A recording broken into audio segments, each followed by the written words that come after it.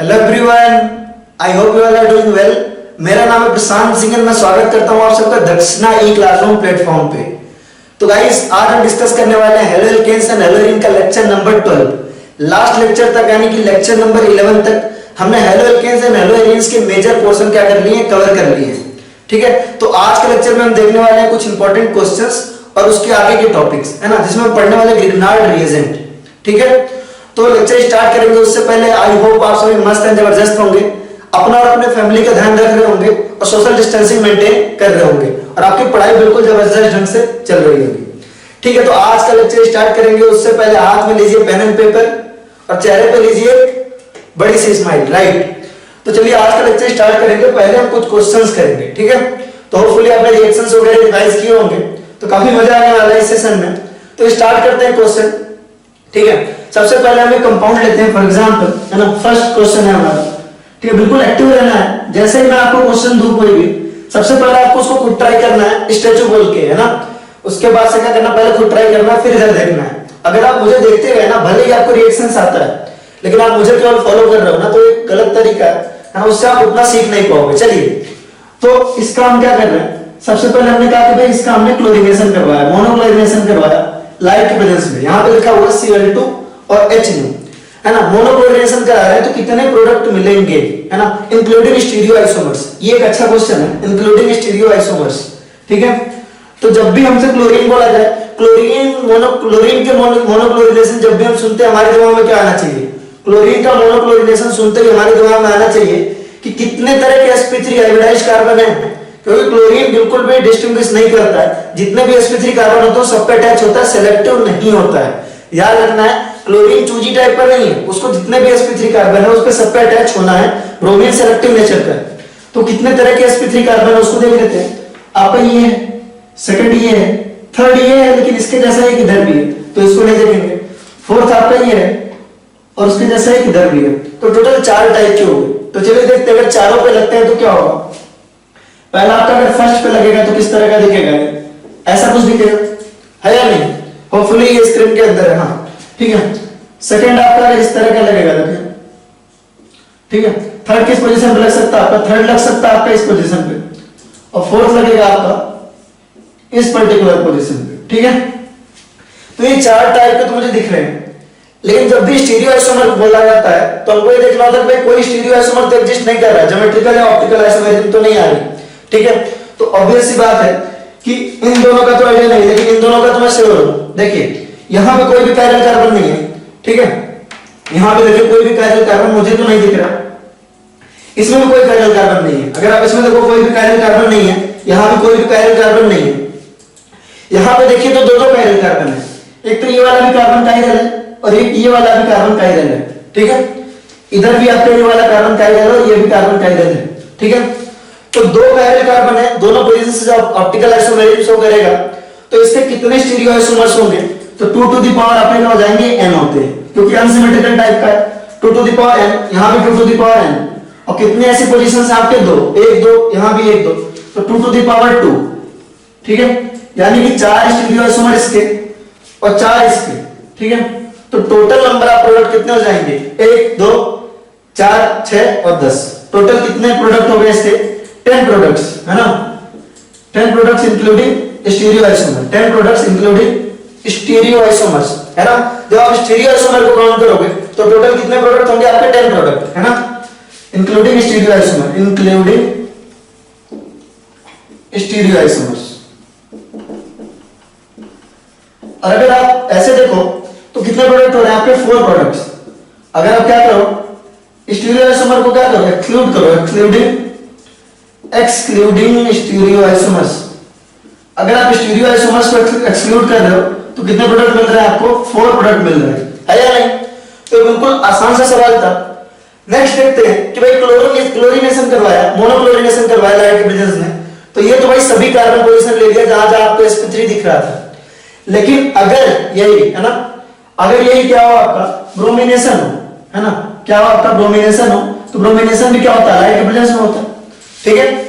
तो ये most reactive carbon लेता है, यहां पे मोस्ट रिएक्टिव कार्बन है टर्शियरी, तो आपका टर्शियरी पोजीशन चूज करेगा। तो लीजिए देखिए टर्शियरी पोजीशन पे आ गया, ब्रोमीन कहां आ गया आपका टर्शियरी पोजीशन पे आ गया, ऐसा कुछ दिखेगा, है या नहीं? ठीक है। अगर इसका रिएक्शन फर्दर हम क्वेश्चन में बोलते हैं कि अगर इसका रिएक्शन हम और करा रहे हैं एल्कोहलिक के वजह से, किससे करवा रहे हैं? बेवड़े की वजह से करवा रहे हैं, बेवड़ा KOH, है ना।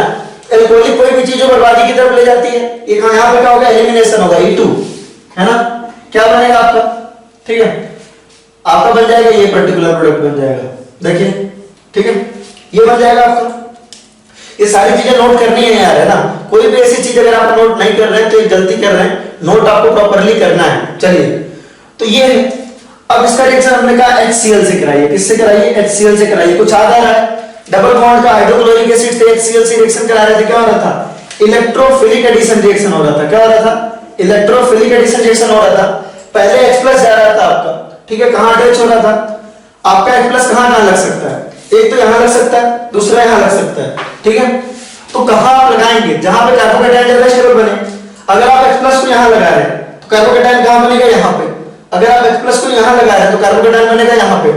तो H+ को अगर आपने यहां लगाया तो कार्बोकेटायन यहां बनेगा, जो कि मुझे ज्यादा स्टेबल कार्बोकेटायन लग रहा है या नहीं? अगर आप यहां पे कार्बोकेटायन बनाओगे तो ये इतना ज्यादा स्टेबल नहीं है ना। ये कार्बोकेटायन तब बनेगा जब H+ यहां लगे, और ये कार्बोकेटायन तब बनेगा जब H+ यहां अटैच है या नहीं? तो दोनों में से कौन सा कार्बोकेटायन आपको ज्यादा स्टेबल लग रहा है? मुझे तो ये वाला लग रहा है ना, जो मैंने पहले बनाया। ये मैं बार-बार नहीं सिखाऊंगा आपको, इस चीज को ध्यान रखिए। चलिए, तो होगा क्या इस पर्टिकुलर कार्बोकेटायन पे, है ना, इस पर्टिकुलर कार्बोकेटायन पे आपका क्लोरीन आके लग जाएगा, ये आपको मिलेगा, देखिए इस तरीके से, ठीक है। चलिए, अब देखिए HCl से ना करा करके मैंने आपको एक और चीज सिखाई थी कि अगर हमने कहा इसका भाई हमने करा दिया H+/H2O के, ठीक है, तो इसमें उसमें कोई खास डिफरेंस नहीं है। यहां भी पहले H+ आके लगेगा और ये वाला कार्बोकेटायन बनाएगा, ये पर्टिकुलर कार्बोकेटायन बना देगा। लेकिन इस पर्टिकुलर कार्बोकेटायन का क्या, यहां पे न्यूक्लियोफाइल कौन सा अटैच होगा? यहां तो Cl- आके लग गया था, यहां पे वाटर अटैच होगा और फाइनली क्या लगेगा? यहां पे OH आयन लग जाएगा, यहां पे OH लग जाएगा, ठीक है। अगर यही सेम चीज हमने की होती, H+ से रिएक्शन करवाया होता, ठीक है, ये चीजें काफी आसान है, H+ से करवाया होता और किससे करवाया था? ROH से करवाया होता ना, किससे करवाया था? ROH से, अल्कोहल से करवाया होता। अल्कोहल से करवाया था तो सेम होता, कार्बोकेटायन यहां बनता और यहां आगे क्या लग जाता आपका? OR लग जाता। क्या लग जाता? OR लग जाता, ठीक है। यहां पे आगे क्या लग जाता आपका? OR लग जाता, ठीक है। अगर सिमिलरली हमने इसका रिएक्शन किससे कराया होता? H+ आपका PHOH से करवाया होता, तो यहां पे आके आपका क्या लग जाता? आपका PHOH लग जाता, यहां पे PHOH लग जाता, इस तरीके का प्रोडक्ट बनता, ठीक है। अब इसको देखिए आप एक बार, इसका रिएक्शन हमने कहा भाई हमने करवा दिया, सपोज हमने इसका रिएक्शन करवाया OH आयन से, किससे करवाया आपका? OH आयन से करवाया। अगर इसका रिएक्शन OH आयन से करवाया तो देखिए यहां पे है क्या, यहां पे हमारे पास एक टर्शियरी अल्काइल हैलाइड, क्या है? टर्शियरी अल्काइल हैलाइड है हमारे पास, एक है टर्शियरी अल्काइल हैलाइड। इसका रिएक्शन हम करवा रहे हैं मॉडरेट न्यूक्लियोफाइल से। Tertiary alkyl halide moderate nucleophile, tertiary है तो SN1 E1 के ज्यादा चांस है, मॉडरेट न्यूक्लियोफाइल है तो क्या होगा? SN1 होगा। E1 भी हो सकता है टेंपरेचर हाई हो तो, लेकिन यहां पे आपका क्या है, टेंपरेचर कुछ देर नहीं हुआ तो SN1 होगा। तो फाइनली SN1 के थ्रू क्या होगा? ये प्रोडक्ट यहां पे आके सब्स्टिट्यूट करेगा। अच्छा एक चीज देखिए, जहां पे मैंने कार्बोकेटायन बनाया था आपका, इसमें कहीं भी अगर कार्बोकेटायन बनाया है तो मैंने रीअरेंजमेंट कहीं नहीं करवाया, क्योंकि रीअरेंजमेंट होने की जरूरत ही नहीं है, क्योंकि ऑलरेडी टर्शियरी कार्बोकेटायन बन रहा है। कौन सा कार्बोकेटायन बन रहा है आपका? टर्शियरी कार्बोकेटायन, ठीक है। तो ये इजी है। अगर इसका रिएक्शन है, किसी पर्टिकुलर रिएजेंट का रिएक्शन, इसका है ना, इसका रिएक्शन हमने इससे करवाया था, कुछ ऐसा करवाया होता। इसका रिएक्शन हमने करवाया होता वाटर से 100 डिग्री सेल्सियस पे, किस पे कराया था? वाटर से 100 डिग्री सेल्सियस पे। तो क्या होता आपका? अब आपका क्या है? टर्शियरी अल्काइल हैलाइड और weak nucleophile. Tertiary alkyl halide weak nucleophile, दिमाग में आया मेरे SN1 और E1, आपके दिमाग में भी आना चाहिए कौन सा? SN1 या E1। तो E1 ऑब्वियसली होगा क्योंकि टेंपरेचर क्या है? हाई है, टेंपरेचर हाई है तो E1 होगा, और E1 के थ्रू आपका ये वाला प्रोडक्ट मिल जाएगा, इस तरीके का कुछ मिलेगा, ठीक है। आसान नहीं है, इस तरीके से बहुत सारे आप कर सकते हो। अगर आपने जो है यहां पे आपने अल्कोहल लिया होता, यहां पे अगर आपने अल्कोहल लिया होता एट 100 डिग्री सेल्सियस, तब भी आपका ये प्रोडक्ट बनता जो यहां पे बना हुआ है, तब भी आपका कौन सा होता? आपका एलिमिनेशन होता। क्या होता आपका? एलिमिनेशन, कुछ इस तरीके से बनता, ठीक है। तो ये हो गई आपकी बात, ठीक है। इसके अलावा देखिए अगर इसी प्रोडक्ट का इसका रिएक्शन हम करा दें Br2CCl4 से, किससे? Br2CCl4 से। इस तरह का चार्ट बना के आप रिएक्शंस लिखा करें, इससे खूब याद होगा आपको। एक्चुअली जब क्लासरूम होता है ना तो उसमें बहुत मजा आता है, बच्चे चिल्लाते रहते हैं उधर से कि ये लिखो ये लिखो, फिर हम वहां बच्चों की हेल्प से चार्ट बनाते हैं खूब बड़ा सा बोर्ड भर के, तो बहुत इंटरेस्टिंग सेशन होता है। तो यहाँ आप खुद से प्रैक्टिस करें, खुद से लिखें। तो Br2CCl4 करेंगे, है ना? तो Br2CCl4 में आप क्या करोगे, ब्रोमीन को यहाँ और यहाँ दोनों ऐड करोगे, ठीक है? आप क्या करोगे, ब्रोमीन को यहाँ भी ऐड करोगे और यहाँ भी ऐड करोगे। आप खुद से भी ये चीजें लिखा करो, जब भी कोई चैप्टर खत्म हो आप जितनी रिएक्शन सोच सकते हो उससे इंटर कन्वर्जन किया करो, है ना? उससे आपका रिएक्शन अपने आप याद हो जाएगा, आपको अलग से रिएक्शन याद करने की जरूरत नहीं पड़ेगी, है या नहीं? और हमेशा प्रॉपर, है ना, सोच के किया करो कि ऐसा ही क्यों हो रहा है, ठीक है? चलिए, तो ये हो गया। अब देखिए यहाँ हमारे पास ये वाला प्रोडक्ट मिला, है ना? अब हमारे पास इधर स्पेस है नहीं तो हम आगे इधर लिखेंगे। हमारे पास ये मिला, ठीक है, ये वाला प्रोडक्ट मिला, इसका रिएक्शन है ना, हाइड्रोक्लोरिक एसिड से करा रहे हैं प्रेजेंस ऑफ ZnCl2, है ना? हाइड्रोक्लोरिक एसिड कंसंट्रेटेड HCl से करा रहे हैं। कई बार यहाँ कंसंट्रेटेड HCl ही दिया होता है, ZnCl2 कई बार नहीं दिया होता है, तो इसको ध्यान रखिएगा। कई बार ZnCl2 नहीं दिया होता है, केवल HCl दिया होता है, ठीक है? किसके प्रेजेंस में करा रहे हैं? ल्यूकास रिएजेंट के। किसके प्रेजेंस में करा रहे हैं? ल्यूकास रिएजेंट के प्रेजेंस में करा रहे हैं। ये रिएक्शन किसके प्रेजेंस में करा रहे हैं? ल्यूकास रिएजेंट के, ठीक है? ल्यूकास रिएजेंट के प्रेजेंस में रिएक्शन करा रहे हैं, होगा क्या? अब बोलता है ल्यूकास रिएजेंट के प्रेजेंस में कराते हैं तो पहले कार्बोकेटायन बनता है। क्या बनता है आपका? कार्बोकेटायन बनता है। तो कार्बोकेटायन बना लीजिए, याद आ रहा होगा, मैंने कहा था मैकेनिज्म याद रखना जरूरी नहीं है, लेकिन कार्बोकेटायन बनता है याद रखना जरूरी है। तो कार्बोकेटायन बनाया आपने, अब देखेंगे रीअरेंजमेंट हो रहा है कि रीअरेंजमेंट नहीं हो सकता क्योंकि टर्शियरी ऑलरेडी है, और यहाँ आगे क्या लग जाएगा? आपका क्लोरीन लग जाएगा ऐसे। तो ये हो गया, आप एक बार इसको नोट कर लें, फिर हम नेक्स्ट क्वेश्चन देखते हैं, ठीक है? चलिए, ठीक है, नेक्स्ट क्वेश्चन है हमारा कि अब फिर से ल्यूकास रिएजेंट के लिए कंपाउंड ले रहे हैं, है ना? अच्छा क्वेश्चन है ये भी। हमने मान लो नियोपेंटाइल क्लोराइड ले लिया, है ना? कॉमन नेमिंग का थोड़ा बहुत आपको आइडिया होगा, यूपीएससी नोमेनक्लेचर में आपने ये नियो वगैरह सही से पढ़ा होगा, ठीक है? तो हमने नियोपेंटाइल अल्कोहल ले लिया पानी, ठीक है? सेकंड क्वेश्चन है आपका,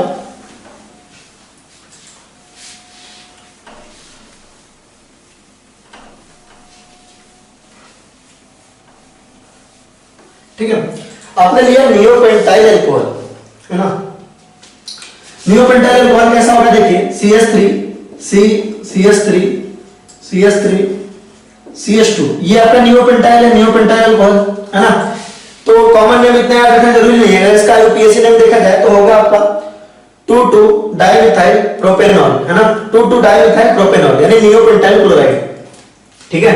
ये आपका क्या है? 2,2-डाइमिथाइल प्रोपेनॉल, है ना? इसका यूपीएससी नेम आराम से लिख सकते हैं, काउंटिंग 1 2 3, 2,2-डाइमिथाइल प्रोपेनॉल, ये इसको कहते हैं नियोपेंटाइल अल्कोहल।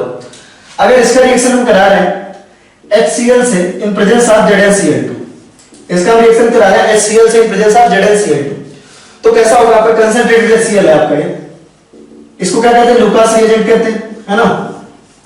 इससे करा रहे हैं तो क्या बनेगा, है ना? तो आपको पता है कि कार्बोकेटायन का फॉर्मेशन इस रिएक्शन में होता है, तो पहले तो हम कार्बोकेटायन बना लेते हैं। आपका हुआ ये CH3, यहाँ पे आएगा CH3, यहाँ पे आएगा CH3, यहाँ पे आएगा CH2 और यहाँ पे आएगा आपका पॉजिटिव चार्ज, है ना? क्या ये बेस्ट कार्बोकेटायन है जो बना है?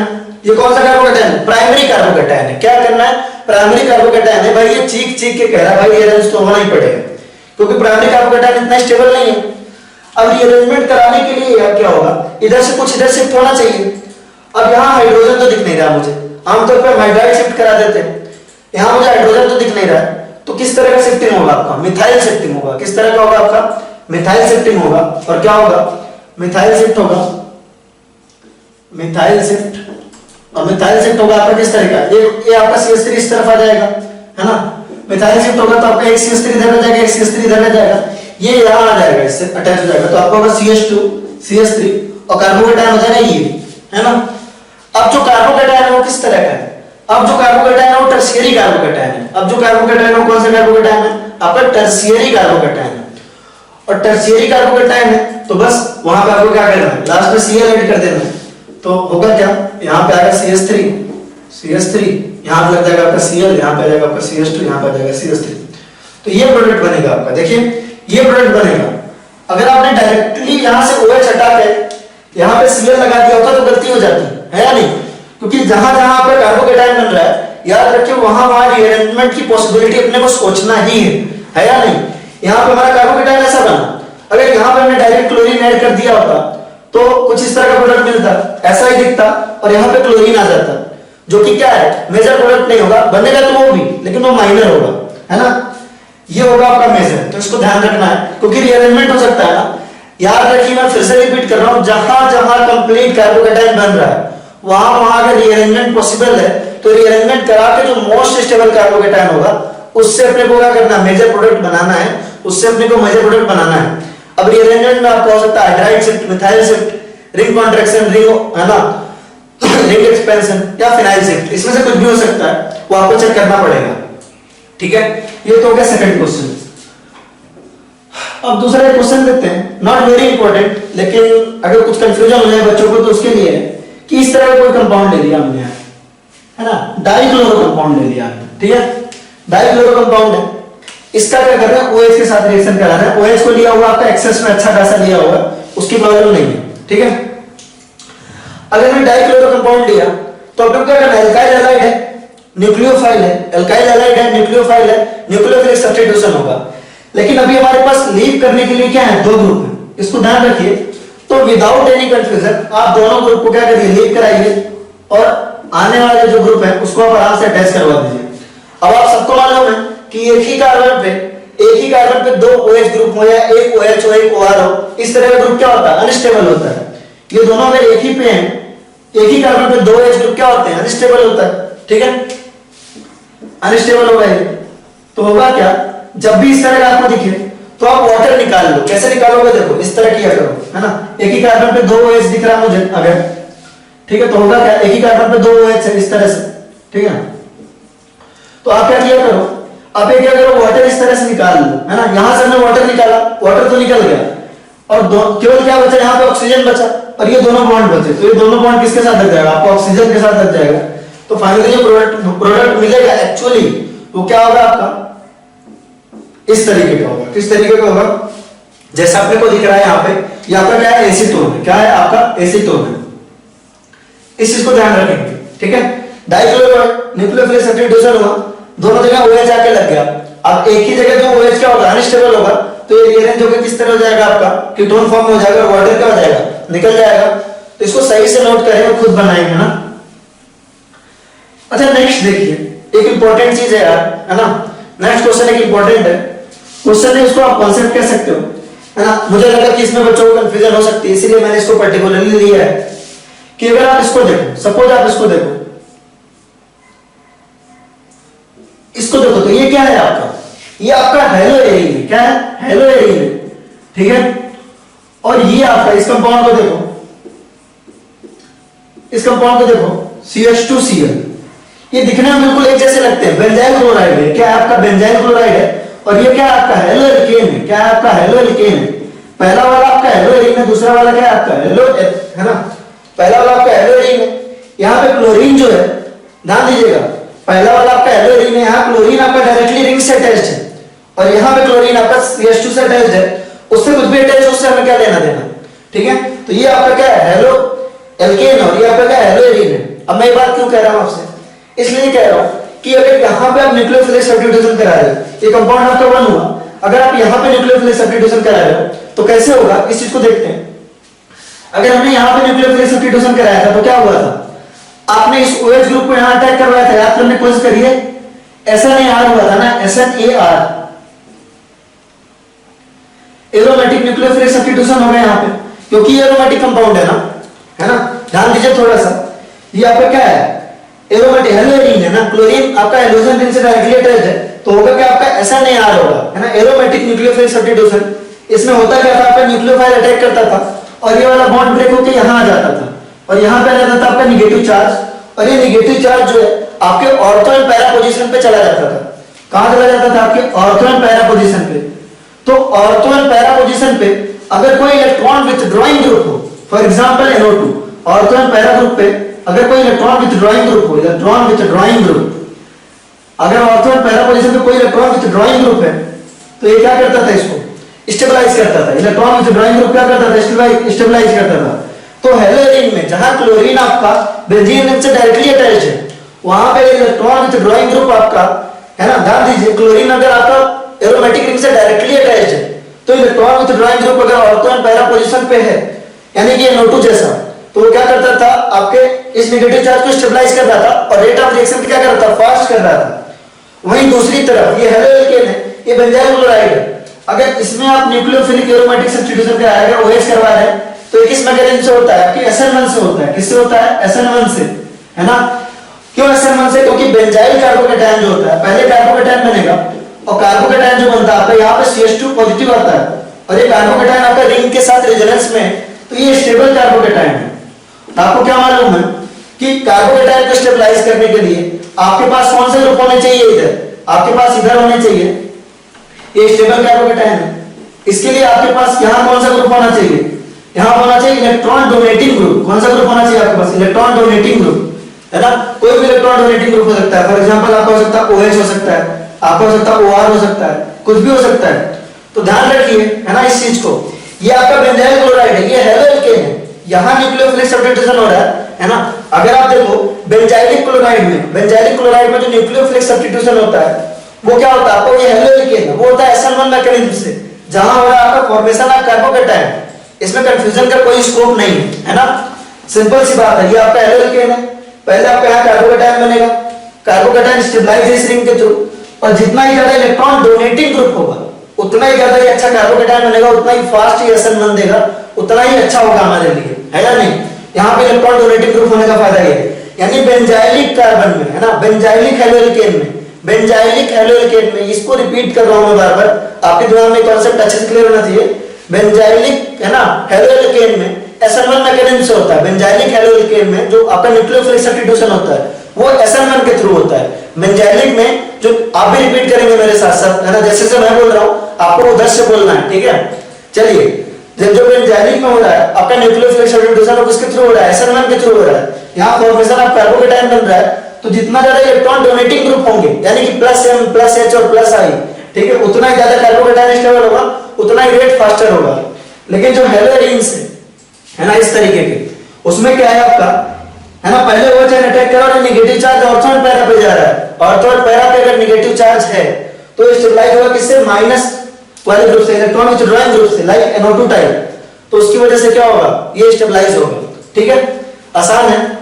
जैसे अगर आपसे बोला जाए, ठीक है, इसको ले लेते हैं एक एग्जांपल, जैसे आपसे ये बोला जाए कि इन दोनों में, इन दोनों कंपाउंड में, ठीक है, इन दोनों कंपाउंड में न्यूक्लियोफिलिक सब्स्टिट्यूशन की रेट किसमें ज्यादा होगी, है ना, होगी तो दोनों में कम। आपको बताया था ये एरोमेटिक कंपाउंड है ना, और आपका क्लोरीन डायरेक्टली दो होगी दोनों में कम, लेकिन किसमें ज्यादा होगी, सेकंड वाले में ज्यादा होगी। किसमें ज्यादा होगी, आपकी सेकंड वाले में ज्यादा होगी, क्योंकि इसमें क्या है, आपका नेगेटिव चार्ज जब पैरा पोजीशन पे आएगा होता कैसे था, याद करिए, यहाँ पे नेगेटिव चार्ज आपका मूव कर रहा था, लगातार नेगेटिव चार्ज मूव कर रहा था, नेगेटिव चार्ज जो पैरा पे आएगा तो NO2 उसको स्टेबलाइज कर देगा।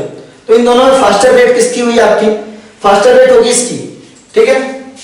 और अगर आपको इन दोनों में पूछा जाए, बेंजाइलिक वाले केस में पूछा जाए, बेंजाइलिक वाले केस में पूछा जाए CH2Cl और CH2Cl पूछा जाए, ऐसा करके आपको CH2Cl है और यहाँ पे NO2, तो इन दोनों पूछा जाए कि न्यूक्लियोफिलिक सब्स्टिट्यूशन की रेट किसमें आई होगी, तो ऑब्वियस सी बात है ये हेलो एल्केन नहीं है, ये हेलो एल्केन है। यहाँ पे आपका बेंजाइलिक कार्बोकेटायन बनेगा, कार्बोकेटायन एक बनेगा यहाँ और दूसरा बनेगा आपका यहाँ। तो कार्बोकेटायन को क्या करता है, प्लस मतलब इलेक्ट्रॉन डोनेटिंग ग्रुप स्टेबलाइज करते हैं और इलेक्ट्रॉन विथड्रॉइंग ग्रुप डिस्टेबलाइज करते हैं, तो NO2 इसको डिस्टेबलाइज करेगा और रेट ऑफ रिएक्शन क्या हो जाएगा, आपका उल्टा हो जाएगा। होपफुली ये क्लियर है और इसको एकदम माइंड में ढंग से रखना है और बहुत इजी है, इसमें कुछ डिफिकल्ट जैसा नहीं है। चलिए, ठीक है, तो ये पार्ट हमारा हो गया, ठीक है। अब हम एक दो और क्वेश्चन करेंगे, फिर हम आज के टॉपिक पे आएंगे।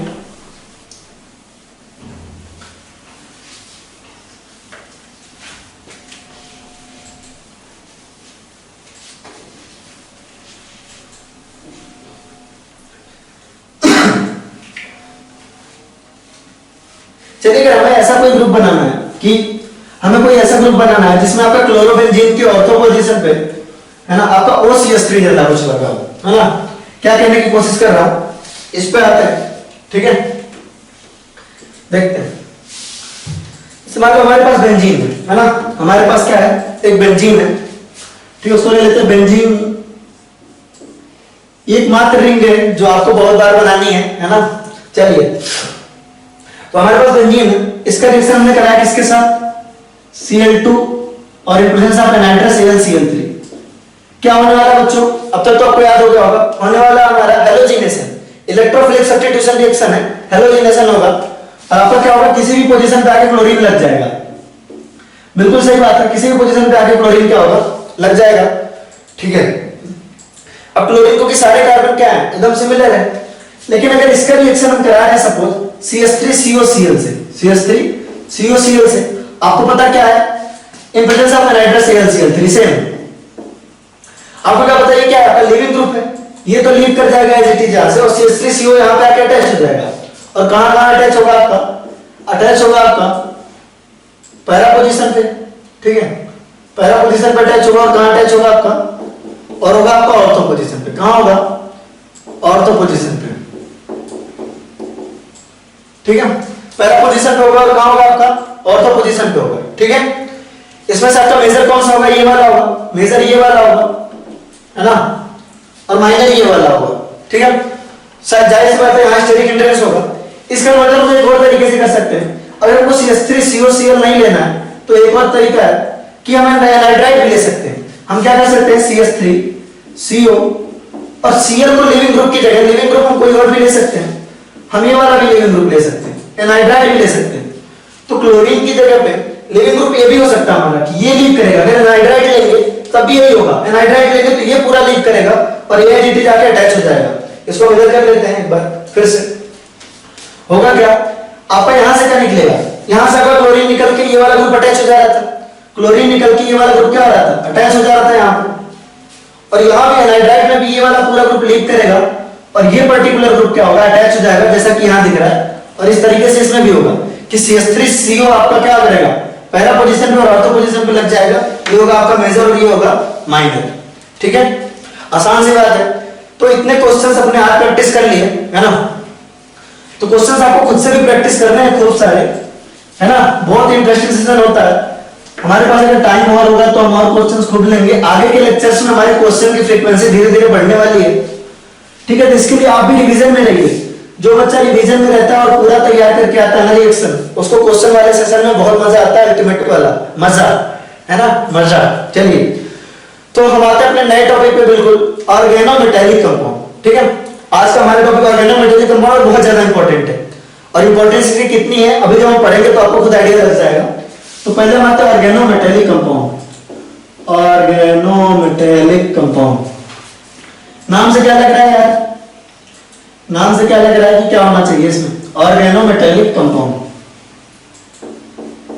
नाम में आपका ऑर्गेनो, ऑर्गेनिक केमिस्ट्री किसकी स्टडी होती है, आपकी कार्बन की, है ना, नाम में भाई ऑर्गेनो है, ऑर्गेनिक केमिस्ट्री किसकी स्टडी होती है, आपकी कार्बन की, है ना, organic chemistry is the study of carbon. ठीक है, ये स्टडी है किसकी, कार्बन की है। और मेटेलिक मतलब कोई भी मेटल। ठीक है, इसका मतलब क्या कह रहा है कि ऑर्गेनोमेटेलिक कंपाउंड्स क्या होते हैं, ऐसे कंपाउंड्स जिसमें कार्बन और मेटल के बीच बॉन्ड हो। तो डेफिनेशन लिखेंगे, है ना, डेफिनेशन लिखेंगे, compounds in which carbon and metal bond is present, compounds in which carbon and metal bond is present, compounds in which carbon and metal bond is present. ठीक है, कह रहा है कंपाउंड्स, ऐसे कंपाउंड जिसमें कार्बन और metal का bond present हो, वो होते हैं आपके ऑर्गेनोमेटेलिक कंपाउंड। ठीक है, कहना क्या चाह रहा है कि आपके पास कार्बन और मेटल का बॉन्ड प्रेजेंट होना चाहिए, जो कंपाउंड है उसमें क्या होना चाहिए, कार्बन और मेटल का बॉन्ड प्रेजेंट होना चाहिए। ठीक है, अगर कार्बन और मेटल का बॉन्ड प्रेजेंट है, इसका मतलब क्या है, मेटल कैसा होता है, मेटल कैसा होता है, मेटल जो होता है वो इलेक्ट्रॉन को आसानी से दे देता है। मेटल को इलेक्ट्रॉन से उतना ही प्यार है जितना बायो वालों को मैथ से होता है ना, बिल्कुल कुछ भी प्यार नहीं, मतलब वो मेटल यहाँ है तो इलेक्ट्रॉन उसको आसानी से दे देगा। तो होगा क्या, अगर आप इस बॉन्ड को ऑब्जर्व करो तो खूब भयंकर वाला नेगेटिव चार्ज यहाँ आएगा और खूब भयंकर वाला पॉजिटिव चार्ज यहाँ आएगा, क्योंकि जो मेटल है ना उसको इलेक्ट्रॉन चाहिए नहीं, कह रहा ले जाओ भाई, तो कार्बन ने इलेक्ट्रॉन अपने पास रखा हुआ है। तो मैं एक्सपेक्ट क्या कर सकता हूं, मैं एक्सपेक्ट ये कर सकता हूं कि ये जो बॉन्ड है ना, मेटल को इलेक्ट्रॉन देना ही चाहता है, तो इस बॉन्ड के आयनिक होने के चांस बहुत है, कोवेलेंट भी हो सकता है। तो होगा क्या, ये बॉन्ड क्या होगा मैक्सिमम केसेस में, है ना, बॉन्ड विल बी, है ना, आयनिक बॉन्ड क्या हो सकता है आपका, आयनिक हो सकता है, बॉन्ड आपका आयनिक हो सकता है, या फिर अगर कोवेलेंट भी हुआ, और कोवेलेंट अगर कोवेलेंट भी हुआ तो आयनिक कैरेक्टर खूब भर भर के होगा, covalent with very high ionic character, covalent with very high ionic character, covalent with very high ionic character. तो पहली एक चीज मैंने बोली भाई कि ये जो बॉन्ड है आपका वो क्या है, बॉन्ड आपका क्या है, आयनिक बॉन्ड है, क्योंकि मेटल तो क्या इलेक्ट्रॉन देना चाहता है कि कार्बन के ऊपर नेगेटिव चार्ज है और मेरे ऊपर पॉजिटिव रहे, तो बॉन्ड है तो आयनिक होगा, अगर कोवेलेंट भी हुआ तो बहुत ज्यादा क्या होगा, हाई फाई कोवेलेंट कैरेक्टर इसमें होगा, ठीक है, सॉरी बहुत हाई फाई आयनिक कैरेक्टर होगा, अगर कोवेलेंट भी हुआ तो अच्छा खासा इसमें आयनिक कैरेक्टर होगा। तो चलिए देख लेते हैं कि भाई पहली चीज हमने बोली कि कार्बन और मेटल का बॉन्ड प्रेजेंट होना जरूरी है, तो चलिए कुछ कंपाउंड हम लेते हैं, ठीक है, और चेक करते हैं कि क्या ये आपका ऑर्गेनोमेटेलिक कंपाउंड है या नहीं। अच्छा उससे पहले एक बात कि अगर यहाँ पे इस तरह का है, जैसे फॉर एग्जांपल आपके कार्बन के ऊपर क्या आ रहा है, नेगेटिव चार्ज आ रहा है और इसके ऊपर पॉजिटिव चार्ज आ रहा है, इसका मतलब ये बॉन्ड आपका आयनिक से बहुत आसानी से टूट जाएगा। अगर कोवेलेंट भी है तो आपका पोलर नेचर का है, काफी हाई पोलैरिटी है, उसमें आयनिक कैरेक्टर बहुत सारा है, तो भी ये बॉन्ड आसानी से ब्रेक होगा। तो हम यहाँ पे कुछ कंपाउंड्स लिखेंगे और उसमें तो आपको बताना है कि ये क्या ऑर्गेनोमेटेलिक कंपाउंड है या नहीं, ठीक है। तो आपको बताना है, जैसे मान लीजिए आपने लिखा CH3 CH2, यहाँ पे है नेगेटिव, यहाँ पे है Na+, है ना, क्या ऑर्गेनोमेटेलिक कंपाउंड है, इसमें बॉन्ड किसके किसके बीच है आपका, सोडियम और कार्बन के बीच में, सोडियम में क्या है, है ना, सोडियम में मेटल है और कार्बन में क्या है, नॉन मेटल है। कार्बन और मेटल के बीच अगर बॉन्ड प्रेजेंट है, कार्बन और मेटल के बीच अगर बॉन्ड प्रेजेंट है तो उसको क्या कहते हैं, ऑर्गेनोमेटेलिक कंपाउंड, यानी ऑर्गेनोमेटेलिक कंपाउंड है। ऑर्गेनोमेटेलिक कंपाउंड को OGM लिखते हैं, OGM, ऑर्गेनोमेटेलिक कंपाउंड शॉर्टकट में लिख रहे हैं, तो ये ऑर्गेनोमेटेलिक कंपाउंड तो है, ठीक है। एक और देखते हैं, अगर हमने लिखा CH3COO- Na+, यानी कि सोडियम एसीटेट, क्या ये ऑर्गेनोमेटेलिक कंपाउंड है ना, क्या ये ऑर्गेनोमेटेलिक कंपाउंड है, नहीं, क्योंकि यहाँ ऑक्सीजन और सोडियम के बीच बॉन्ड है, तो ऑर्गेनोमेटेलिक कंपाउंड नहीं है।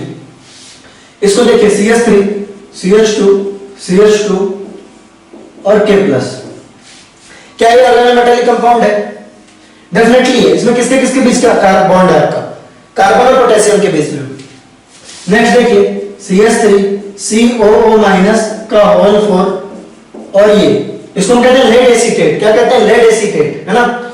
जो लेड के कंपाउंड होते हैं, अगर आप लेड का कोई भी कंपाउंड देख लो, जनरल नॉलेज की बात है ना, लेड का कोई भी कंपाउंड देख लो, जैसे आपका ये होगा, है ना, इधर लिख लेते हैं, जैसे आप PbCH3 4 ले लो, है ना, लेड के साथ अगर यहाँ पे कोई आपका एल्काइल ग्रुप है ना, PbCH3 4, तो आपका Pb इस तरह का है, C2H5 4, ठीक है, लेड टेट्रामिथाइल या लेड टेट्राइथाइल बोलते हैं इसको, ये आपका लेड टेट्रामिथाइल है, ये आपका लेड टेट्राइथाइल है, ठीक है, जनरल नॉलेज की बात है, लेड टेट्राइथाइल या लेड टेट्रामिथाइल, ठीक है।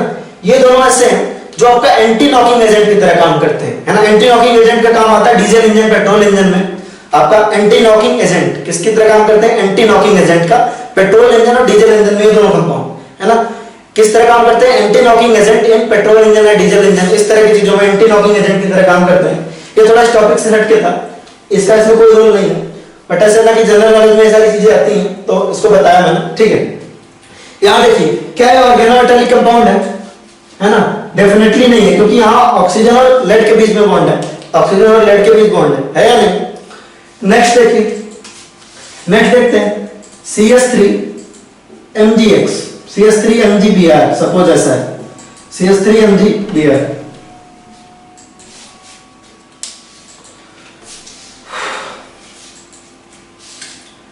CH3MgBr, क्या ये ऑर्गेनोमेटेलिक कंपाउंड है, डेफिनेटली है। यहाँ मैग्नीशियम और कार्बन के बीच में बॉन्ड है, किसके किसके बीच बॉन्ड है, मैग्नीशियम और कार्बन के बीच है, और यही है हमारा प्यारा ग्रिग्नार्ड रिएजेंट, यही हमारा क्या है, ग्रिग्नार्ड रिएजेंट, जिसको हम आगे पढ़ने वाले हैं। इतनी काम की चीज है ना कि इसके बारे में हम आगे बात करेंगे अभी, ग्रिग्नार्ड रिएजेंट के बारे में। अभी सब रख लेते हैं, ग्रिग्नार्ड रिएजेंट से आपको बहुत ज्यादा प्यार होने वाला है, पर अभी अगर सही से पढ़ लेंगे तो, ठीक है। चलिए, तो ये आपका ग्रिग्नार्ड रिएजेंट है। दूसरा देखते हैं, यहाँ पे कोई भी R ले सकते हैं, जैसे आप इसको लिख सकते हो RMgX भी लिख सकते हो ना, सिंपल, R मतलब कोई भी एल्काइल ग्रुप, और है ना, Br की जगह आपने क्या लिखा, कोई भी हाइड्रोजन एटम लिख सकते हैं यहाँ पे, ठीक है। सेकंड है आपका कुछ इस तरह का R2Cu नेगेटिव और Li+, क्या ऑर्गेनोमेटेलिक कंपाउंड है? यहाँ पे कॉपर और कार्बन के बीच में बॉन्ड है। क्या आपका कॉपर और कार्बन के बीच बॉन्ड है, ठीक है। देखिए आपका किस तरह का कंपाउंड है, इसको फिर से लिखता हूं, R2Cu, यहाँ पे नेगेटिव चार्ज और Li+, ठीक है। ये आपका क्या है, यहाँ कॉपर और ना कार्बन के बीच में बॉन्ड है, तो ये भी ऑब्वियसली क्या है, ऑर्गेनोमेटेलिक कंपाउंड है। और इसका नाम है गिलमैन्स रिएजेंट। क्या नाम है?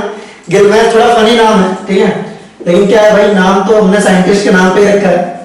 तो गिलमैन्स रिएजेंट, क्या नाम है इसका? याद आ रही है उल्मान्स रिएक्शन? उल्मान रिएक्शन याद आ रही है कि नहीं आ रही? Wurtz reaction, Fittig reaction, Wurtz Fittig reaction, ठीक है। वुड्स रिएक्शन क्या? Alkyl halide alkyl halide. Fittig reaction क्या है ना, aryl halide aryl halide, alkyl halide alkyl halide दोनों मैच किए आपस में, ऐसे आर आर बनाए तो वुड्स रिएक्शन है ना। और अगर जो है आपने एरिल हैलाइड लिया तो क्या होगा आपका? फिटिक रिएक्शन।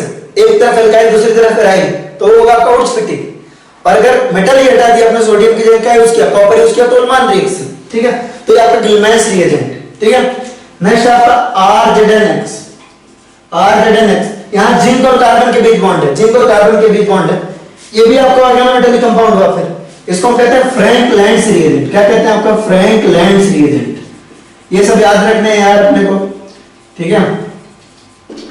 यार तो काफी चीजें रखनी है, लेकिन घबराना नहीं है, रेगुलर प्रैक्टिस से सब हो जाएगा, ठीक है। तो ये हमारे सिंपल ऑर्गेनोमेटेलिक कंपाउंड का लिस्ट है। तो यहां से एक बात मेरे समझ में आ रही है कि अगर आप किसी को भी उठा लो जिसको हमने ऑर्गेनोमेटेलिक कंपाउंड माना है, जैसे आप इसको देखो, क्या है आपका CH3 CH2 नेगेटिव चार्ज और Na+, तो ऑब्वियस सी बात है मेटल के ऊपर क्या आने वाला? आपका पॉजिटिव चार्ज आने वाला है। मेटल के ऊपर किस तरह का चार्ज है? आपका पॉजिटिव चार्ज है। तो ये आपका क्या है? Carbon ion. क्या है आपका? ये कार्बन आयन। ध्यान से देखिए, यानी कि ये जो आपके ऑर्गेनोमेटेलिक कंपाउंड है ना, वो बहुत आसानी से क्या कर सकते हैं? कार्बन आयन दे सकते हैं। तो एक नोट करके इंपॉर्टेंट पॉइंट लिखेंगे इसको, है ना, एक नोट करके इंपॉर्टेंट पॉइंट लिखेंगे, लिखिए, नोट करके लिखेंगे, organometallic compounds are very important source of, है ना, very important source of, very good source भी लिख सकते हैं। गुड है और इंपॉर्टेंट भी है। गुड है क्योंकि बहुत आसानी से दे देगा, और इंपॉर्टेंट क्यों है? क्योंकि हम आगे बताएंगे अभी आपको, है ना। तो लिखिए very good and important source of carbon ion, ठीक है।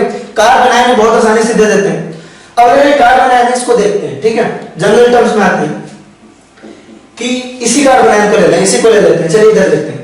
तो देखिए आपके पास एक क्या है? इथेन कंपाउंड है। सपोज क्या है? इथेन है, ठीक है। किसको किसको समझ में आ रहा है कि ये बहुत अच्छा बेस भी है। अगर आप देखो CH3 CH2- को, तो ये बहुत अच्छा बेस भी है। किसको किसको समझ में आ रहा है, ठीक है। जिसको नहीं समझ में आ रहा है यहां देखो। तो अगर इसको एसिड की तरह काम कराओ तो कैसा होगा? एसिड क्या करते हैं? आपका H+ देते हैं। तो अगर ये H+ दे दे और किसमें कन्वर्ट हो जाएगा? कार्बन आयन में चेंज हो जाएगा। ये इथेन है, अगर इसने H+ दिया और कार्बन आयन में चेंज हो गया, तो देखिए अगर इसको काम करा आपने एसिड की तरह, तो ये क्या होने वाला है? इसका कॉन्जुगेट बेस होने वाला है। क्या होने वाला है? आपका कॉन्जुगेट बेस होने वाला है। अब एक बात बताइए कि ये कंपाउंड एसिडिक है क्या? इथेन एसिडिक है क्या? कहीं से भी एसिडिक नहीं है। ये बहुत ही पुअर एसिड है, वेरी पुअर एसिड, है ना, बहुत ज्यादा पुअर एसिड है।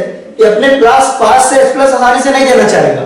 तो पुअर एसिड्स का जो कॉन्जुगेट बेस होता है ना, वो बहुत ज्यादा स्ट्रांग होता है। तो ये देखिए, ये पर्टिकुलर कार्बन आयन जो होने वाला है बहुत स्ट्रांग बेस होने वाला है। इसीलिए जो आपके पास कार्बन आयन इस तरह के मिलेंगे, है ना, फॉर एग्जांपल इस तरह का कोई कार्बन आयन या इस तरह के कार्बन आयन, ये किसका कॉन्जुगेट बेस है? अगर आप इसकी बात करो तो ये मीथेन का कॉन्जुगेट बेस है। ये किसका कॉन्जुगेट बेस है? ये इथेन का कॉन्जुगेट बेस है, ठीक है। तो इथेन क्या है? बहुत ही पुअर एसिड है। मीथेन क्या है? बहुत ही पुअर एसिड है। तो उसका कॉन्जुगेट बेस क्या है? बहुत स्ट्रांग है। ये सब क्या होने वाला है? स्ट्रांग बेस होने वाला है ना, स्ट्रांग बेस है। और साथ ही साथ इनके ऊपर नेगेटिव चार्ज है, और नेगेटिव चार्ज को बच्चों अपनी जिंदगी में किसकी तलाश होती है? पॉजिटिव चार्ज की, यानी ये न्यूक्लियोफाइल भी है। तो नोट में लिखा हमने भाई ग्रिग्नार्ड रिएजेंट या sorry organometallic compounds are organometallic compound कोई भी ले लो, organometallic compound are very good and important source of carbon ion. Also they can act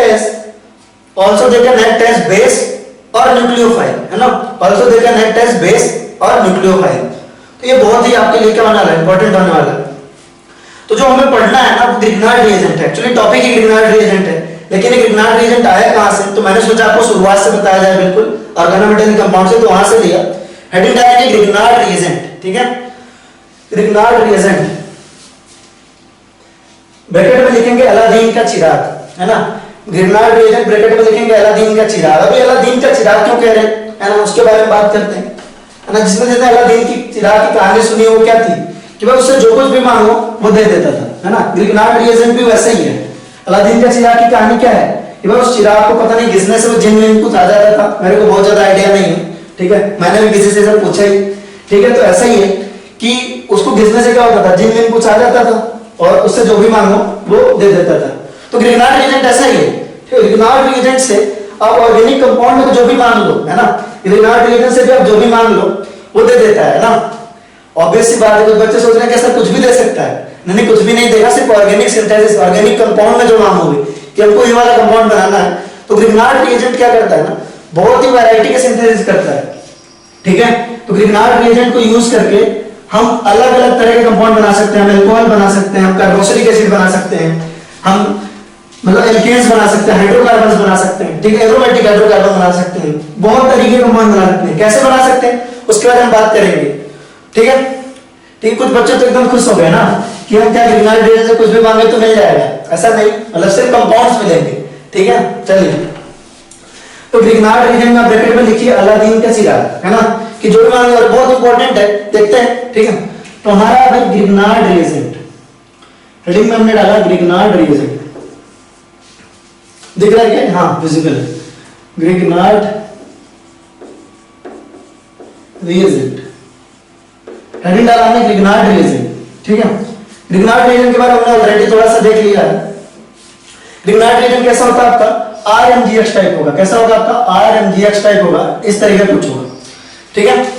ये वाला बॉन्ड किस नेचर का होता है, R और Mg के बीच का बॉन्ड कैसा होता है आपका, ठीक है, ध्यान रखेंगे कोवेलेंट बॉन्ड होता है, कैसा होता है आपका, कोवेलेंट बॉन्ड होता है, कोवेलेंट बॉन्ड होता है। लेकिन मैंने बोला था आपका अगर कोवेलेंट बॉन्ड भी हुआ तो इसमें क्या होगा आपका, आयनिक कैरेक्टर क्या होगा, बहुत हाई फाई होगा, और कितना होता है आपका 35% आयनिक कैरेक्टर, कितना होता है 35% आयनिक कैरेक्टर, लगभग, है ना, लगभग 35% आयनिक कैरेक्टर होता है ग्रिग्नार्ड रिएजेंट में। तो बहुत ऑब्वियस सी बात है, अगर आप ग्रिग्नार्ड रिएजेंट को ऐसे लिखो, है ना, RMGX ऐसे लिखो, तो आपका क्या होगा, इसके ऊपर स्लाइटली नेगेटिव चार्ज आएगा, सॉरी पॉजिटिव चार्ज आएगा, मेटल है, और इसके ऊपर क्या आएगा, स्लाइटली नेगेटिव चार्ज आएगा, ठीक है। बहुत बार आपको ऐसा वो लिखा हुआ मिलेगा, आपको इस तरह भी लिखा हुआ मिल सकता है, इसको लेकर बिल्कुल घबराए नहीं, क्योंकि ये चार्ज इतने ज्यादा होते हैं कि लगभग आयनिक के आसपास होते हैं, ठीक है। तो इस तरह भी लिखा हुआ मिल सकता है, ठीक है, तो इसको लेकर बिल्कुल पंगा नहीं पालेंगे, ठीक है। चलिए, अब देखिए किस तरह से हो सकता है ग्रिग्नार्ड रिएजेंट। ग्रिग्नार्ड रिएजेंट के आप एग्जांपल लिखना चाहो तो कैसा होगा आपका, CH3MgBr, कैसा होगा आपका, CH3MgBr, यहाँ पे स्लाइटली नेगेटिव, यहाँ पे स्लाइटली पॉजिटिव, और कैसा होगा आपका PHMgBr, यहाँ पे आपका स्लाइटली नेगेटिव, यहाँ पे आपका स्लाइटली पॉजिटिव। अगर आप इससे मानोगे कि भाई आप कोई भी एल्काइल ग्रुप दो तो कौन सा देगा आपका, CH3 माइनस दे देगा आसानी से। अगर आप इससे मानोगे तो ये क्या दे देगा, PH माइनस दे देगा आसानी से, ठीक है। इस तरह कुछ होता है हमारा ग्रिग्नार्ड रिएजेंट, ठीक है। अब देखते हैं प्रिपरेशन ऑफ ग्रिग्नार्ड रिएजेंट, है ना, अलादीन का चिराग है, सच में बहुत इंटरेस्टिंग भी है। और सबसे इंपॉर्टेंट बात यार, ग्रिग्नार्ड रिएजेंट से ज्यादा इजी रिएक्शन किसी भी, है ना, कंपाउंड की नहीं होती। सबसे आसान तरीके से इसका रिएक्शन आप देखोगे, ग्रिग्नार्ड रिएजेंट से किसी के साथ भी रिएक्शन आ जाए वो आपको सबसे इजी लगेगी, सबसे अच्छी लगेगी, ठीक है।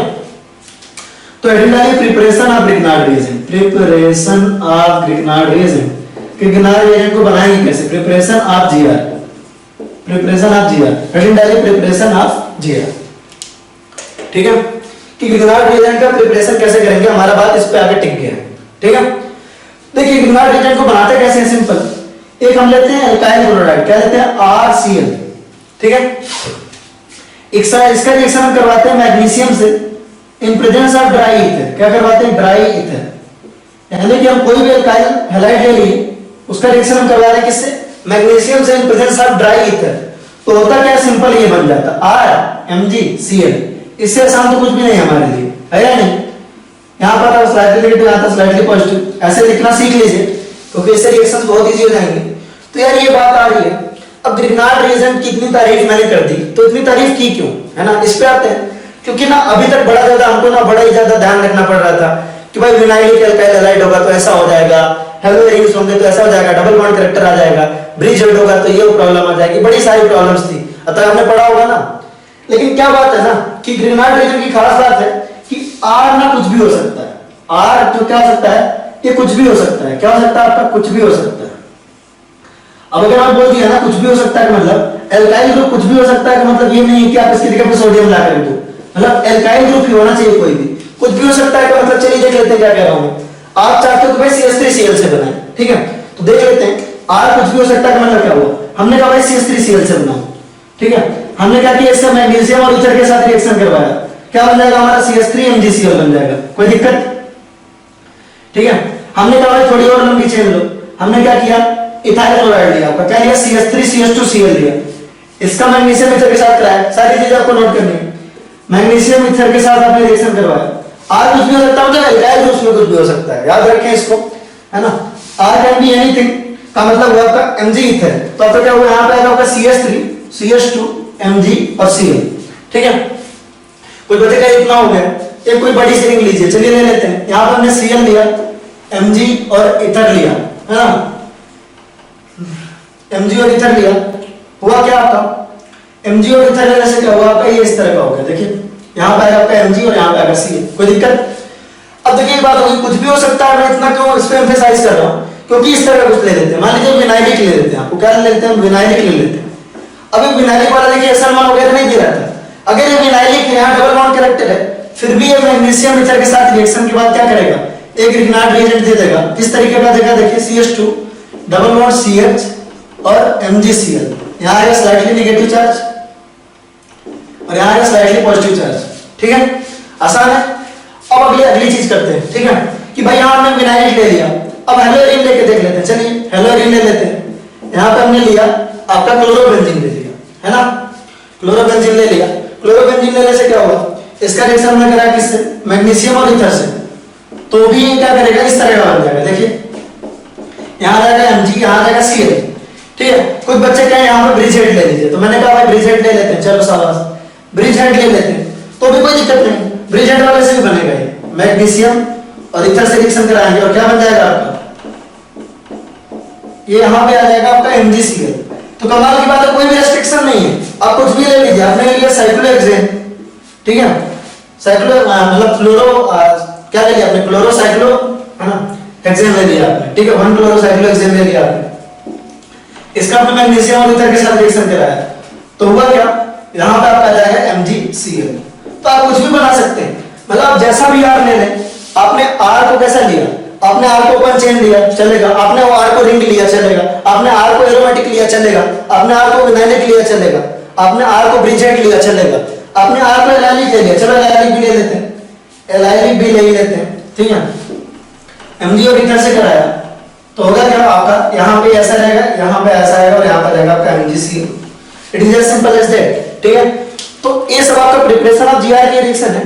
तो आपको कुछ नहीं करना है, आपको सिंपल कोई भी ऐसा कंपाउंड लेना है जिसमें आपको हाइड्रोजन एटम लगा हो, उसका मैग्नीशियम मतलब एल्काइल ग्रुप में हाइड्रोजन एटम लगा हो, ठीक है, उसका आप मैग्नीशियम और ईथर के साथ रिएक्शन कराएंगे और आपको रिग्नार्ड रिएजेंट बना बनाया मिलेगा तैयार, ठीक है। अब रिग्नार्ड रिएजेंट क्या क्या तैयार का बन सकता है इस बारे में हम बात करेंगे, पहले तो आप इसको सही से नोट करिए। चलिए होपफुली आपने इसको नोट कर लिया होगा, ठीक है। रिग्नार्ड रिएजेंट किस किस तरह का रिएक्शन देता है ना, इस बारे में हम बात करेंगे इसके बाद।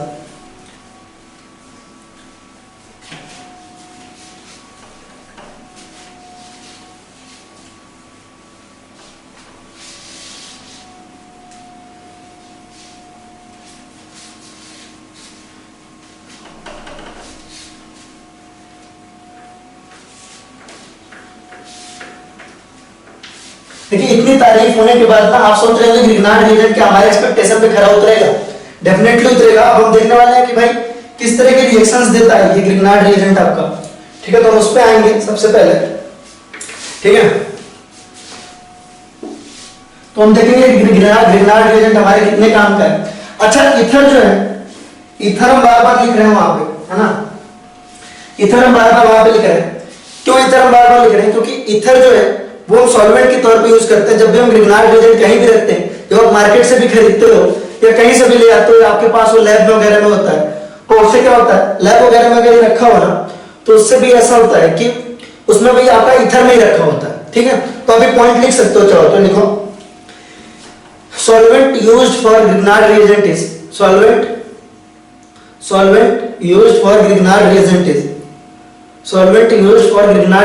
is ether. Solvent used for Grignard reagent is ether. ठीक है, यानी जो सॉल्वेंट यूज होता है वो ईथर होता है, because it stabilize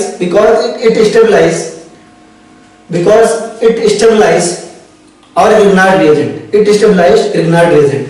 कि ईथर को हम जो है Grignard reagent है ना, Grignard reagent को हम ईथर में रखते हैं क्योंकि Grignard reagent को क्या करता है, स्टेबलाइज करता है ना। एक्चुअली कुछ एक दो ईथर ऐसे हैं जिसमें आप Grignard reagent को नहीं रख सकते, उसका रीजन भी बताएंगे, उसको जब पढ़ाएंगे तब समझाएंगे कि कुछ ईथर हम क्या कह रहे हैं, हम कह रहे हैं Grignard reagent को किस में रखते हैं, ईथर में रखते हैं, लेकिन कुछ दो ईथर ऐसे एग्जैक्टली कुछ नहीं, दो ही ईथर ऐसे हैं लगभग जिसमें आप Grignard reagent को नहीं रख सकते, है ना, Grignard reagent को आप नहीं रख सकते। उसका कुछ रीजन है, क्योंकि Grignard reagent क्या करता है, उनके साथ रिएक्ट कर लेता है। हम आएंगे उस पॉइंट पे, तो अभी तो आप ये समझ लो कि Grignard reagent को किस में रखते हैं, ईथर में रखते हैं, है ना। ठीक है, ईथर उसको क्यों ईथर में रखते हैं, क्योंकि वो ईथर को क्या करता है, स्टेबलाइज करता है ना। सॉरी, ईथर क्या करता है, Grignard reagent को क्या करता है, स्टेबलाइज करता है। ठीक है, sorry for the tongue slip, है ना। ईथर क्या करता है, आपका Grignard reagent को स्टेबलाइज करता है।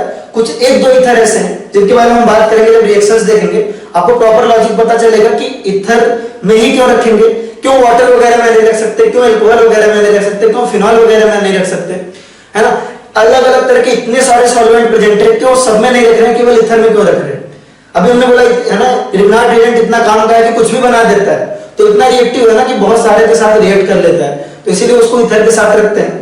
रीजन क्या है अभी आपको क्लियर हो जाएगा, और कुछ एक दो जो ईथर मैंने बताया जिसमें वो नहीं रख सकते, वो भी आपको क्लियर हो जाएगा इनके रिएक्शंस के बाद, है ना। आज शायद उन तक हम नहीं पहुंच पाएंगे, कल हम रिएक्शंस पे आ पाएंगे जिनकी मैं बात कर रहा हूं। ठीक है, तो सॉल्वेंट कौन सा यूज होता है, ईथर यूज होता है, क्योंकि वो स्टेबलाइज करता है Grignard reagent को। ठीक है, अब हेडिंग डालेंगे reactions of GR, reactions of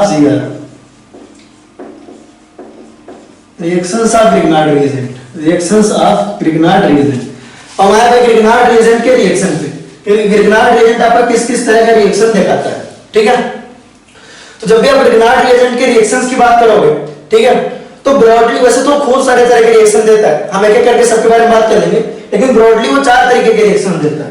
पहला आपका देता है एसिड बेस रिएक्शन, पहला आपका क्या है, एसिड बेस रिएक्शन,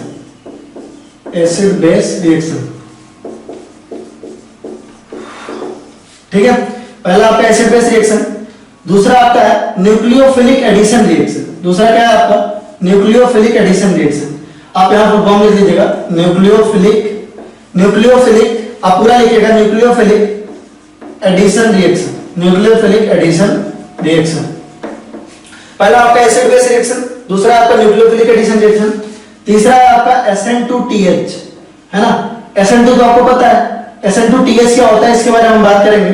यहां हम इसको कहते हैं SN एडिशन एलिमिनेशन, SNAE। अभी अब नाम बोले तो बिल्कुल कंफ्यूज मत हो, बस आप नोट कर लें और भूल जाए कि ऐसा कुछ होता भी है ना, बिल्कुल दिमाग से निकाल दे कि ऐसा कुछ हमने सुना भी। ठीक है, और तीसरा होता है आपका SN2। तो अब तक हमने भाई दो ही तरह के रिएक्शन जानते हैं, एक एसिड बेस रिएक्शन जानते हैं, दूसरा SN2 जानते हैं। ठीक है, तो आप इस वाले चैप्टर में तो मैं दो ही पोर्शन पढ़ेंगे, ये दोनों अलग अलग चैप्टर की रिएक्शन है। न्यूक्लियोफिलिक एडिशन रिएक्शन हम पढ़ेंगे अल्कोहल और फिनॉल। एक्चुअली ये रिएक्शन तो किसकी, कार्बोनिल कंपाउंड्स की है, लेकिन हम पढ़ेंगे इसको अल्कोहल चैप्टर में, क्योंकि इस मेथड से हमारा अल्कोहल भी बनता है। तो ठीक है, अभी आप भूल जाएं ये सेकंड थर्ड पॉइंट कुछ है भी इसके बारे में भूल जाएं कि ऐसा कुछ है, बस आप नोट कर लें कि ये रिएक्शंस देते हैं। SN2 और एसिड बेस रिएक्शन हम इस चैप्टर में डिस्कस करेंगे, बाकी हम बाद में डिस्कस करेंगे जैसे जैसे हमारा आता जाएगा। ठीक है, एक्चुअली अगर आप रेट ऑफ रिएक्शन की बात करो, ठीक है, तो रेट जो होती है ना वो सबसे फास्ट, जब भी कहीं ऑर्गेनिक रिएक्शंस में एसिड बेस रिएक्शन हो रही होगी तो वो क्या होगी, हमेशा फास्ट होगी, सबसे फास्ट होगी। कहीं भी एसिड बेस रिएक्शन हो रही है तो हमेशा बाकी रिएक्शंस के कंपैरेबल क्या होगी, उसको फेवर करेंगे, उसको हम क्या करेंगे, उसको हम कराएंगे सबसे पहले। ठीक है, तो अगर आप रेट की बात करो तो पहला सबसे तेज होता है, फिर सेकंड होता है, फिर थर्ड होता है, फिर फोर्थ होता है। सबसे तेज आपका होता है इन जनरल, है ना, एक आध दो चार एक्सेप्शन है, ऐसी बात नहीं है, लेकिन एसिड बेस रिएक्शन फास्टेस्ट, फिर आपका न्यूक्लियोफिलिक एडिशन, फिर आपका SN2TH, फिर आपका SN2। ठीक है, तो चलिए ऐसे लिख लीजिए। तो पहला हमारा एसिड बेस रिएक्शन, पहला क्या है हमारा, एसिड बेस रिएक्शन। तो अभी आप भूल जाइए कि ऐसा कुछ हमारा नाम सुना भी, न्यूक्लियोफिलिक एडिशन जैसा कुछ बताया, ऐसा कुछ भूल जाइए। अभी हमें सिर्फ पता कितना है, अभी हमें पता है कि ग्रिग्नार्ड रिएजेंट जैसी कोई चीज होती है, और दूसरी चीज हमें क्या पता है, दूसरी चीज हमें पता है कि हमारा पहला रिएक्शन हम जो पढ़ने जा रहे हैं उसका नाम है एसिड बेस रिएक्शन। ठीक है, एसिड बेस रिएक्शन।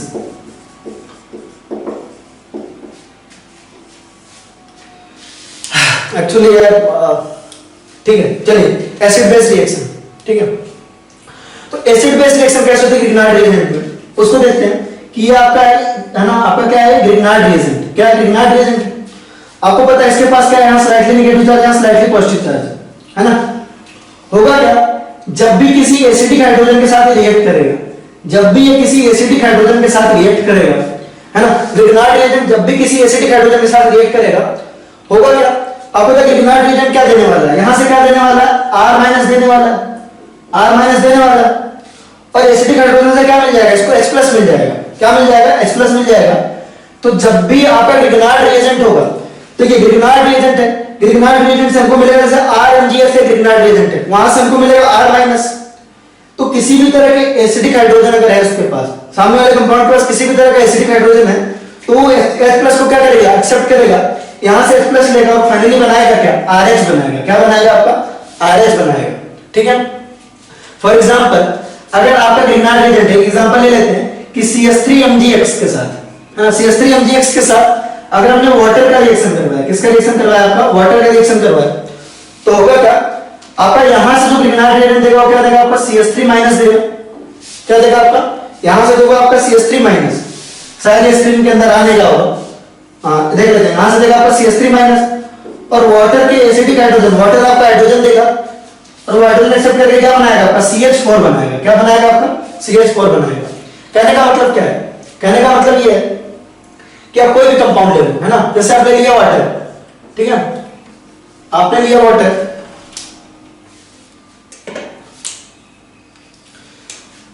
आपने लिया वाटर, ठीक है, वाटर के साथ ग्रिग्नार्ड रिएजेंट रिएक्ट करेगा, ठीक है, RMgX रिएक्ट किया, होगा क्या, ये यहां से क्या करेगा, आपका ये आपका बेस है, यहां से निकलेगा आपका R माइनस, और यहां से निकलेगा आपका H प्लस। तो आपका क्या करेगा ग्रिग्नार्ड रिएजेंट, यहां से हाइड्रोजन निकालेगा और क्या बनाएगा, आपका RH बनाएगा, यानी क्या बना रहा है, आपका एल्केन बना रहा है। देखिए यहां पे क्या बना रहा है, आपका एल्केन बना रहा है ना, बेसिकली हाइड्रोकार्बन बना रहा है। ठीक है, प्लस आपका क्या हो जाएगा, यहां पे जाएगा आपका MgOH, मतलब ये जो बचा हुआ OH वाला पोर्शन है, जो बचा हुआ पोर्शन है वो कहां चला जाएगा, Mg के पास चला जाएगा, MgX के पास चला जाएगा। ये हमारा बाई प्रोडक्ट है, इसको हमसे कुछ लेना देना नहीं है, है ना, तो इसको हम बिल्कुल इग्नोर ही करते हैं। नेक्स्ट है आपका, अगर आपने कोई अल्कोहल लिया, फॉर एग्जांपल ROH लिया, ठीक है, उसका रिएक्शन करवाया आपने, सपोज आपने करवाया RMgX के साथ, तो होगा क्या, होगा ये कि ये क्या करेगा, ये एक्सेप्ट करेगा यहां से हाइड्रोजन, ये क्या करेगा, यहां से हाइड्रोजन एक्सेप्ट करेगा और क्या बनाएगा, आपका एल्केन बनाएगा, RH बनाएगा, और क्या बनाएगा, MgX तो ऐसे ही है, यहां से क्या बचा, आपका OR बचा, तो यहां पे आ गया आपका OR और यहां पे आ गया X। और नहीं है, इंपॉर्टेंट तो नहीं है, लेकिन हमको लिखना तो आना ही चाहिए, है या नहीं। यहां पे सपोज आपने फिनॉल लिया, क्या लिया आपने, फिनॉल लिया, ठीक है, इसको हम PHOH भी लिख सकते हैं, चाहे तो PHOH भी लिख सकते हैं ना, ठीक है। यहां पे आपने फिनॉल लिया, इसका रिएक्शन करवाया आपने RMgX के साथ, ठीक है, तो होगा क्या, ये यहां से हाइड्रोजन एक्सेप्ट करेगा और क्या बनाएगा, आपका RH बनाएगा, और क्या हो जाएगा इधर MgOPH, ठीक है। किसी भी तरह का एसिडिक हाइड्रोजन ले लिया आपने, इधर लिया H2SO4, आपने लिया H2SO4 और कराया किसके साथ, RMgX के साथ कराया, तो एसिडिक हाइड्रोजन एक्सेप्ट करेगा, क्या बनाएगा, आपका RH बनाएगा। आपने इधर लिया HNO3 और RMgX के साथ रिएक्शन करवाया, ठीक है, यहां से एसिडिक हाइड्रोजन लेगा और RH बनाएगा, ठीक है। आपने RMgX के साथ सपोज ऐसा कुछ लिया आपने, RSH लिया, क्या लिया, RSH लिया, ये भी एसिडिक हाइड्रोजन कंटेन करता है। ये क्या करेगा, यहां से हाइड्रोजन निकालेगा, क्या करेगा, यहां से हाइड्रोजन निकालेगा, क्या बनाएगा, आपका RH बनाएगा, ठीक है। बाय प्रोडक्ट आप अपने आप से लिख सकते हैं, ठीक है। आपने यहां पे लिया suppose RCH triple bond CH, है ना, कुछ इस तरह का लिया, तो आपको पता है यहां भी आपके पास क्या है, एसिडिक हाइड्रोजन है ना। ट्रिपल बॉन्ड के कार्बन के बगल वाला जो हाइड्रोजन होता है वो भी क्या होता है, आपका एसिडिक होता है, ठीक है। आपने क्या किया, इसके साथ RMgX का कराया, तो यहां से क्या करेगा, हाइड्रोजन लेगा और क्या बनाएगा, आपका RH बनाएगा, ठीक है। तो आप कोई भी एसिड ले लो, उसका आप ग्रिग्नार्ड रिएजेंट के साथ रिएक्शन कराओ, तो क्या बनाएगा आपका आरएच बनाएगा। आप इसको नोट करिए, फिर हम आपके एग्जांपल देखेंगे। और ये रिएक्शन बहुत ही ज्यादा फास्ट होती है, अल्टीमेट फास्ट रिएक्शन है, ठीक है। आप इसको एक बार नोट करिए।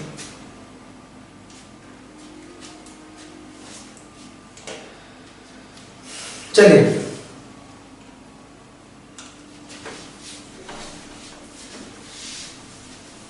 अब हम एग्जांपल के थ्रू करेंगे, थोड़ा और हमें मजा आएगा, ठीक है।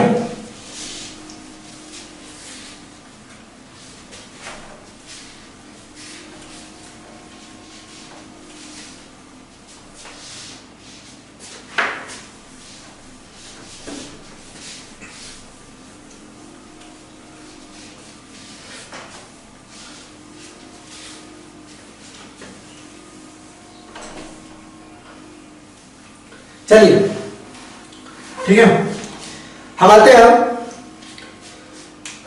हमारा काम है कि हमारे पास ग्रिग्नार्ड रिएजेंट है, कोई भी एसिडिक हाइड्रोजन ले लो, है ना। एसिडिक हाइड्रोजन में आपके बहुत तरह के आ सकते हैं, ठीक है। तो चलिए हम बना रहे हैं। तो यार अब देखो इससे फायदा क्या होगा, अभी और भी एग्जांपल्स देने हैं मुझे, हम आएंगे उस पॉइंट पे। जैसे हमारे दिमाग में आया कि भाई सपोज क्या बनाना, आपको हाइड्रोकार्बन किसी भी तरह का नाम ले लीजिए, ठीक है। पहले तो हम देखते हैं हाइड्रोकार्बन बनाना है। अभी एक ही रिएक्शन हमने पढ़ा और देख रहे हैं कि बेंजीन क्या क्या नहीं बना सकता, मतलब हर एक चीज बना सकता है। आपके दिमाग में आया कि चलो बेंजीन बना लेते हैं, क्या कर लेते हैं, बेंजीन बना लेते हैं, ठीक है। किसी ने कहा भाई हमें बेंजीन बना के दो, तो मैंने कहा ठीक है ना। बेंजीन के लिए आप क्या करो, यहां पे आप लो, है ना, MgCl लो, ठीक है। आपको बेंजीन बनाना है, आपने एक ऐसा ग्रिग्नार्ड रिएजेंट ले लिया, ठीक है। आपने एक ऐसा ग्रिग्नार्ड रिएजेंट मान लीजिए इस तरह का ले लिया, ठीक है।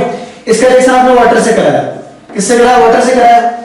आपको क्या पता है किस तरह का रिएक्शन होगा, यहां से आपका ये निकलेगा, ये वाला ग्रुप निकलेगा, और यहां से क्या करेगा, हाइड्रोजन एक्सेप्ट करेगा और क्या बनाएगा, आपका बेंजीन बनाएगा। किसी ने कहा भाई हमें मेथेन बना के दो, तो मैंने कहा इधर ले लेते हैं, चलो CH3MgBr ले लेते हैं। इसका हमने क्या करा, वाटर के साथ रिएक्शन कराया। अब देख रहे हो आपकी वाटर में क्यों नहीं रख रहे थे ग्रिग्नार्ड रिएजेंट को, वाटर में इसलिए नहीं रख रहे थे क्योंकि वाटर का हाइड्रोजन निकाल लेता और एल्केन में कन्वर्ट हो जाता, ठीक है। तो उसमें रखने से हमारा ग्रिग्नार्ड रिएजेंट स्टेबल नहीं रहेगा, तो इधर में रखना पड़ता, ठीक है। तो यहां से हाइड्रोजन लेकर क्या बनाएगा, आपका CH4 बना देगा, और जो आपका प्रोडक्ट बचेगा होगा आपका MgOH बनेगा, ठीक है। हमसे किसी ने कहा भाई कि इथीन बना के दो, ठीक है। तो चलो इथीन बना लेते हैं, CH2CH MgBr ले लिया इसके लिए, ठीक है। और हमने इसका किसी भी एसिडिक हाइड्रोजन से कराया, चलो मान लो हमने इसका रिएक्शन करा दिया NH3 से करवा दिया। NH3 के पास भी एसिडिक हाइड्रोजन होता है, ठीक है। हम अलग अलग एग्जांपल से बता रहे हैं ताकि आपके पास वैरायटी आप हो, है ना, आपके पास रिएक्टेंट हो जिसके थ्रू आप बना सके। तो आपने यहां से हाइड्रोजन लिया तो किसमें कन्वर्ट हो जाएगा, CH2 डबल बॉन्ड CH2, ठीक है। और इधर क्या बचेगा आपके पास, MgNH2Br बचेगा, ठीक है। तो इस तरीके से कर सकते हैं, जो भी बनाना है। चलिए किसी ने कहा भाई ब्रेजेड आपको ये बना के दो, इस तरह कुछ बना के दो, है ना, ये हमारा बाइसाइक्लो कंपाउंड है, इसको बना के दो, ठीक है। चलो इसको बना लेते हैं, ठीक है। मजा आ रहा है नहीं आ रहा, मतलब जो सोच रहे हैं ना वो बन सकता है। हमारे पास हाइड्रोकार्बन होना चाहिए, जैसा भी हाइड्रोकार्बन हो, हमने ये सोचा चलो इसको बना लेते हैं। हमने क्या किया, इसके लिए इधर लिया MgBr, ऐसा लिया, क्योंकि ग्रिग्नार्ड रिएजेंट भी हमारा कैसा ही बन सकता था, हमने भी बात की थी, हमारा ऐसा भी ग्रिग्नार्ड रिएजेंट बन सकता है। इसका हम करवा लेते हैं, सपोज आपका वाटर के साथ करवा लेते हैं, ठीक है। तो क्या होगा आपका, ये इस तरह का बॉन्ड बना देगा आपका, ठीक है। और जो बच रहा है साइड प्रोडक्ट हो तो हम लिख ही सकते हैं, है ना।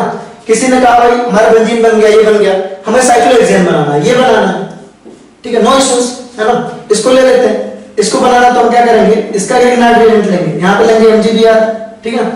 और इसका हम करवाएंगे एसिडिक हाइड्रोजन के साथ, ठीक है। यहां पर ले लिया वाटर, ये क्या करेगा, ये आपको यहां से निकलेगा और ये क्या करेगा, बचा हुआ हाइड्रोजन एक्सेप्ट करेगा और किसमें कन्वर्ट हो जाएगा आपका, ये हो जाएगा, और किसमें कन्वर्ट हो जाएगा आपका MgOH Br में, ठीक है। तो ये काफी इजी है मेरे हिसाब से, ठीक है। किसी ने कहा भाई हमको, है ना, प्रोपेन बनाना है, ये बनाना है हमको, CH3 CH2 CH3 बनाना है, ठीक है।